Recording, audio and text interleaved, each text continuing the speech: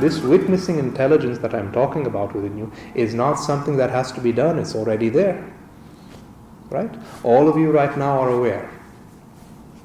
Are you doing it? Are you practicing it as a method? Or is it simply on? Simply on. Nobody here is practicing their awareness.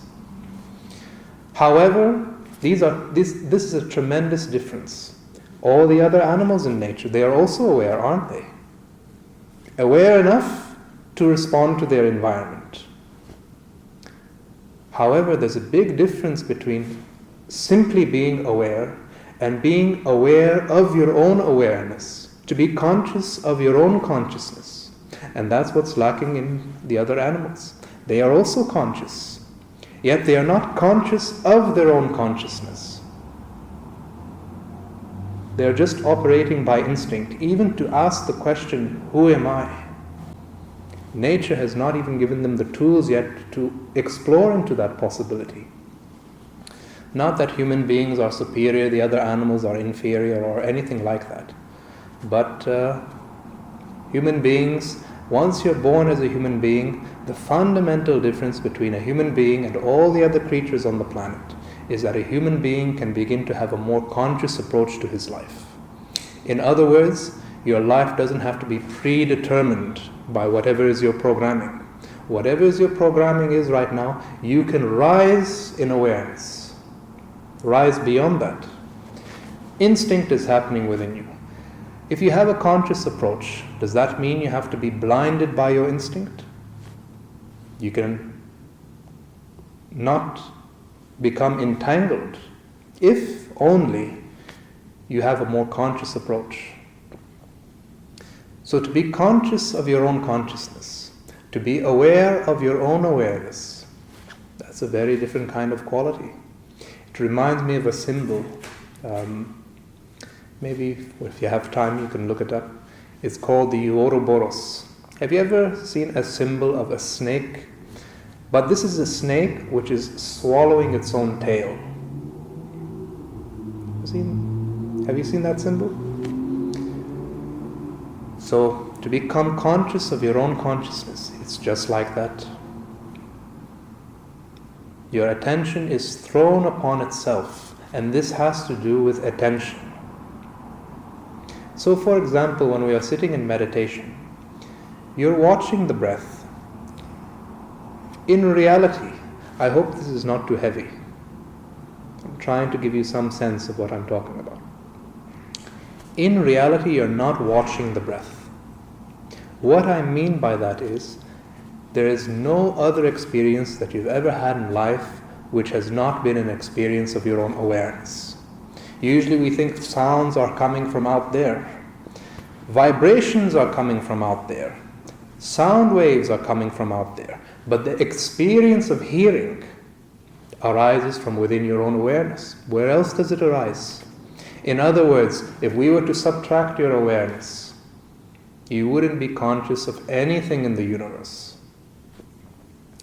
So right now you think you are seeing me, let's say out there. In reality, you're seeing me from within the lens of your own awareness.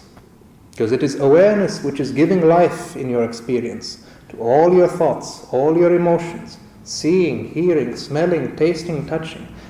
To be conscious of all this in the first place would not have been possible without consciousness itself. Right? So maybe when it comes to the external world, we can measure sound vibrations or colors. We can measure what is the vibration of this color. But the experience of seeing, the experience of hearing, that is a distinct experience of your own consciousness. So actually when you're watching the breath, you're not really watching the breath, you're watching your own consciousness. Am I being clear about this? So what happens when your mind becomes more calm, quiet, and still? What happens is your own consciousness starts becoming conscious of itself. The witness within you starts witnessing itself. I'll give you an analogy. There's a very well-known analogy in the East they describe the human being like a chariot. What is the different parts of this chariot? So we have the physical chariot. This corresponds to the physical body. We have the horses of the chariot. These are your organs of action in the world. Your arms, your legs, the organs you're using to carry yourself through in the world. Besides that, on this chariot, we have the rider of the chariot, the driver of the chariot. Now, as the driver of the chariot, he has to be aware of so many different things that are happening in his environment. He has to be aware of the road, he has to be aware of the other drivers, he has to be aware of the climate. So many factors he has to be aware. Anyone guess who's the driver? The mind? Hmm? The mind? The brain? Is it only the brain? When you're asleep, isn't your brain also still active? If we were to measure your brain while you're asleep, you'll find your brain is still active. Neurons are still firing off. Your mind, for example. You know, sometimes there are things that are happening in your mind that you're not really aware of. Internal commentary, just automatic responses. Has it ever happened? Sometimes just an automatic thought happens, and then you start reflecting on it, and you say, oh my God, this thought has happened, I was thinking about stealing. How can I think such a thought? You know, sometimes your own mind surprises you if you start reflecting on it. So actually, the mind is not really even aware of itself. I'm saying the mind is like an inanimate object. Seeing is happening, hearing is happening, smelling, tasting, touching. This is all happening in your mind, right? But how much of it are you actually aware of? In other words, I'm saying most of what we call the mind is automatic. If we were to measure actually what's happening in the brain, in most situations, you'll find most of the brain is unconscious. So, who would be the driver of the chariot? He has a different quality. Think, what does the driver do? Decision making.